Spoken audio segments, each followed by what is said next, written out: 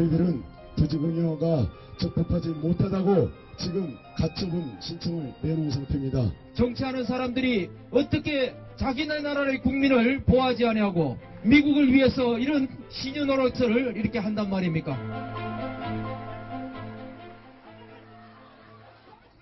자, 하정대 의원. 예. 지금 이 성주 골프장에 사드 핵심 장비들을 배치한다. 이 내용을 공식적으로 발표를 안 한 겁니까? 주민들이 전혀 모르는 상황에서 배치를 한 건가요? 예, 오늘 자정부터 이제 새벽 한 6시, 7시 사이에 본격적으로 이제 성주 골프장에 배치가 됐는데요. 네. 이걸 뭐 사실 사전에 이걸 알려준다고 하면 오히려 이상하죠.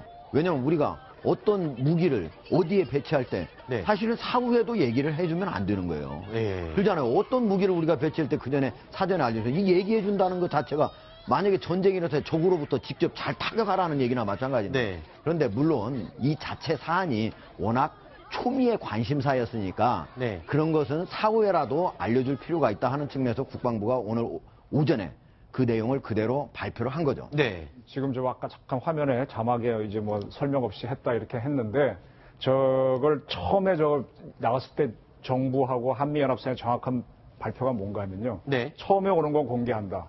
중간 단계는 공개하지 않는다. 네. 다 배치한다면 공개한다였습니다. 네. 따라서 이번에 중간 단계였기 때문에 사전 설명 없이 들어간 거고요. 네.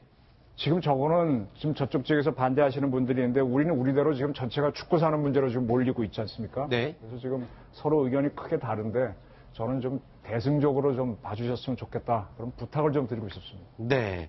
자, 그러면 저희가 예전에 사드 장비들에 대해서 여러 번 설명을 드린 적이 있긴 한데요.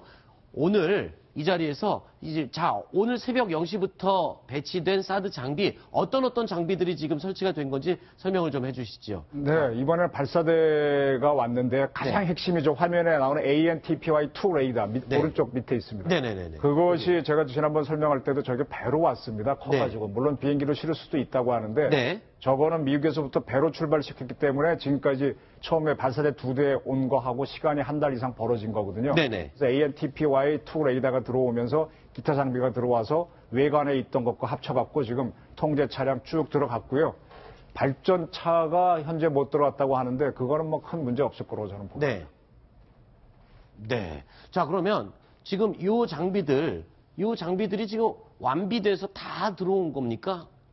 다 들어왔는데 아하. 이제 저 ANTPY-2 레이더를 움직이려면 전기가 필요하거든요. 네네. 그다음에 사격 통제 장치도 통제 차량도 그렇고 그래서 네. 전기가 필요해서 전쟁 중에 하다 보면은 전기가 없는 데 가니까 발전차가 따라갑니다. 네. 근데 저쪽에는 이미 골프장이 있던 지역이라서 우리나라 전기가 들어가잖아요. 네. 그래서 아마 그거를 물론 전압도 다르고 다르니까 바꿔야 되겠지만은 그런 거 발전차 빼고는 지금 다 들어갔고 발전차는 밑에 있는 걸로 아까 보도. 그러면 이제 거의 다 이 사드 기지 배치는 실질적으로 끝났다. 거의 다 갖춰진 상태군요. 자, 그런데 중요한 게요. 국방부의 입장은 지금 두 분이 말씀해 주셨지만, 자, 주민들의 입장도 좀 한 말씀을 해 주셔야 될 것 같은데, 주민들 입장에서 보면은 또 그 통뼈 없이 이렇게 기습 배치가 된 부분에 대해서 반대하는 성주 주민들도 분명히 있지 않습니까? 예, 그렇죠. 왜냐면 원래 저기를 배치하기 전에는 네. 환경 영향 평가를 그렇죠. 거쳐야 되거든요. 예. 기본적으로. 왜냐면 주민들이 가장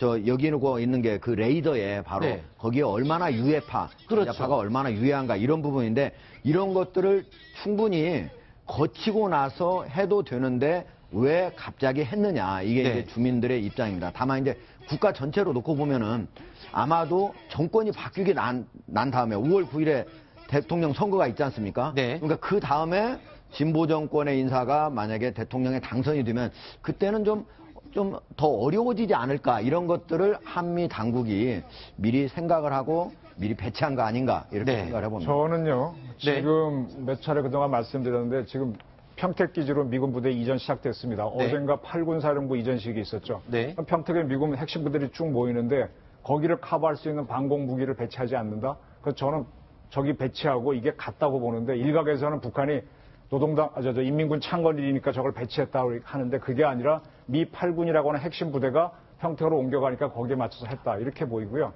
지금 저 주민들의 말씀은 제가 잘 알겠는데 그러면 사전에 다 설명해서 그다음에 방금 영업 평가가 통과되면은 그때는 비켜주시겠느냐는 질문을 드리고 싶어요. 그렇지 못하다면은 계속 갈등 문제니까 이건 어떻게 풀어야 되는지. 그래서 그러다 보니까 저런 문제가 생겼는데 저는 정말 우리 저 성주에 계신 분들 대승적으로 좀 봐주셨으면 고맙겠습니다. 네. 자, 그래도 주민들 입장에서 보면 아직 환경 영향 평가가 제대로 치러지지 않았고 또 안철수 후보도 이 부분에 대해서 지금 굉장히 분명히 문제점을 지적하지 않았습니까? 왜 이렇게 성급하게 진행을 하느냐? 물론 또 안보 문제 때문에 보안 문제 때문에 그렇게 할 수도 있다라고 설명도 해주셨고 하지만 환경 영향 평가 자 안보도 중요하지만 거기에 털을 잡고 사는 주민들의 건강과 생명에 지장이 있다.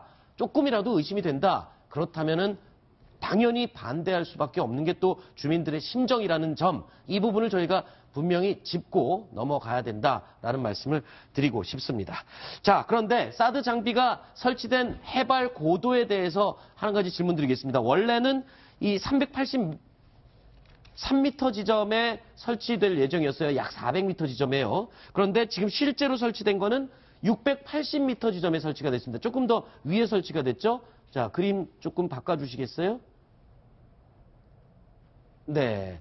자, 원래는 지금 400m 지점 그랬는데 이게 지금 주민들에게 유해 전파가 좀 영향을 줄지 않을까라는 말이 있어서 이거보다 조금 더 높게 설치를 됐다. 그러니까 680m 해발 높이에 설치가 됐다 그래요. 이렇게 되면은 좀 유해성 전파 논란은 없어지게 되는 거죠. 사라들죠. 그러니까 저 각도에서 네. 유해 전파를 맞을 수 있는 거는 누차 말씀드렸지만 새입니다. 새.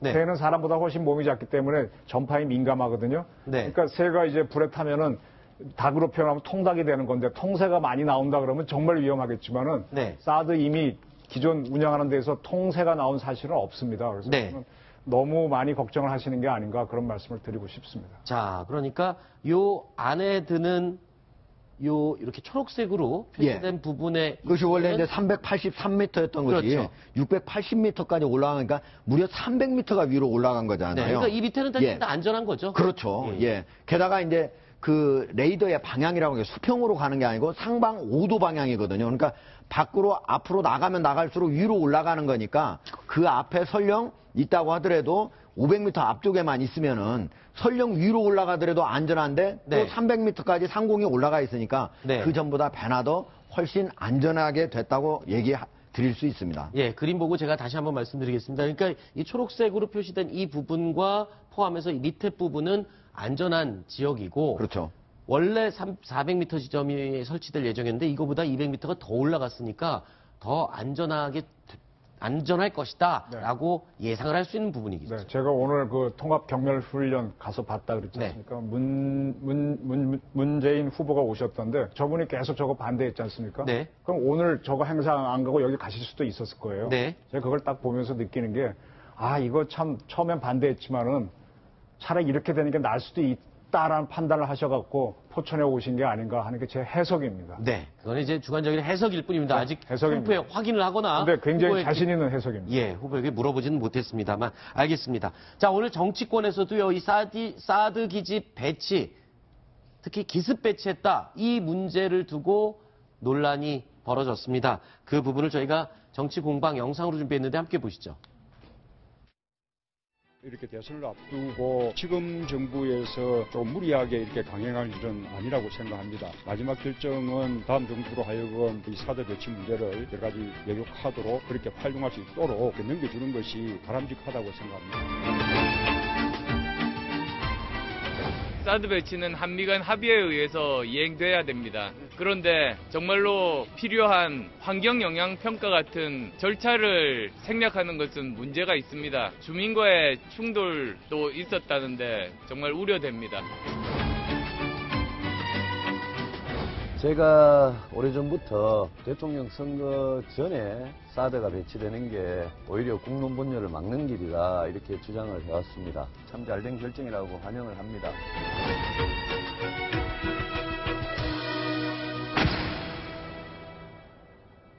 자, 대선을 며칠 앞둔 이 상태에서 안보관 문제가 논란이 되고 있고 사드 배치 문제도 굉장히 그 후보들 간의 유권자들이 판단할 수 있는 아주 중요한 항목입니다. 그런데 이게 사드 배치가 완료가 된 상태. 자, 대선 직전에 사드 배치가 완료됐다. 이거는 대선 판도에도 영향을 끼칠 수 있는 부분이 있지 않을까 싶은데요. 김태현 변호사 어떻게 보십니까? 글쎄 저는 큰 영향을 끼칠 것 그래요? 같지는 않아요. 왜냐하면 사드라는 게 이제 배치 자체가 지금은 결정이 됐으면 모르겠는데 네. 사실은 사드를 배치한다는 건 이미 뭐 결정된 사실 아니겠습니까? 네. 모든 유권자들이 그 사실에서 알고 있다는 것이죠. 그렇기 때문에 사드의 실물이 지금 대선 전에 들어왔느냐 안 들어왔느냐 이것이 아마 대선의 큰 변수로 작용하기 저는 쉽지 않다고 보고 네. 아마 지지율 1위를 달리고 있는 문재인 후보도 이 사드 배치 여부가 대선의 쟁점으로 떠오르는 것은 좀 경계를 할 겁니다.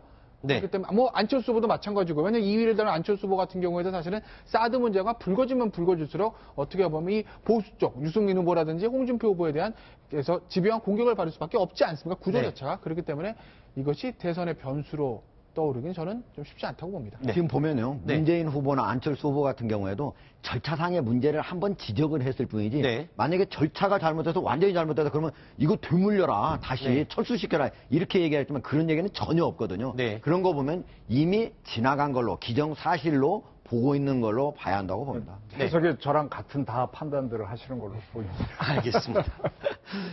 자, 이정훈 위원님 그리고 하종대 위원 두 분 이야기는 여기까지 듣고요. 이어지는 순서에서는 이유종 기자 다시 또 만나겠습니다. 그리고 이현수 기자도 함께 하겠습니다. 오늘 두 분 고생하셨습니다.